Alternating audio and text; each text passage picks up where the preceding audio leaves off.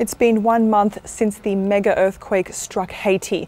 Rescues, astonishing displays of resilience and stories of survival continue to unfold. On Thursday, I met some members of one UAE medical team who braved the chaotic aftermath to bring hope to survivors. It was 35 seconds that destroyed the poorest country in the Western Hemisphere.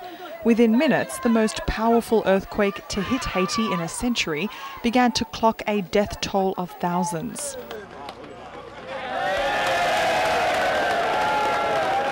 Those who were lucky to survive Haiti's cataclysmic earthquake are still fighting for their lives following its miserable aftermath, including looting and crime.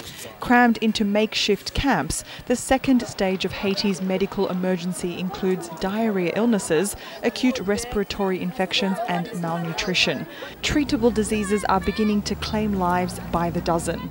According to the latest report on the ground, over 300,000 people are still awaiting treatment. It is estimated of that figure, 2,000 to 4,000 are amputees. It's a figure that's actually on the rise as people continue to reach Port-au-Prince with infected wounds and untreated fractures that they are finding difficult to keep clean due to the lack of medical resources.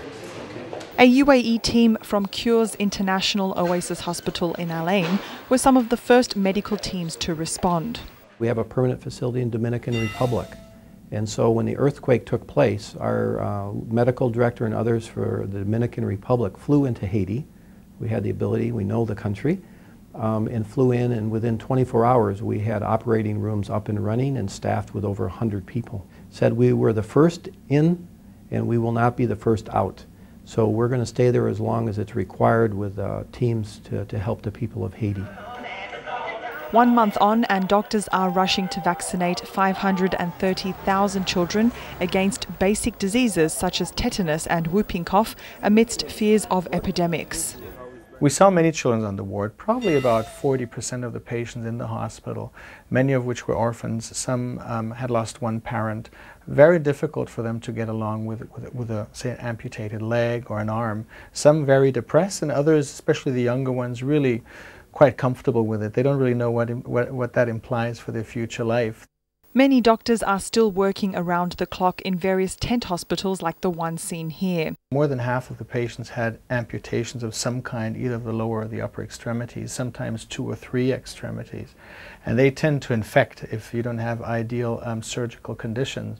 So lots of those had to go back to the operating room. They have to be resected more, so it means that more of the leg or the arm has to be amputated to get into the clean area, and ultimately for them to have a prosthesis at some point of time. With 80% of the population living under the poverty line, Haiti is one of the poorest countries in the Western Hemisphere. It's also among the poorest in the world.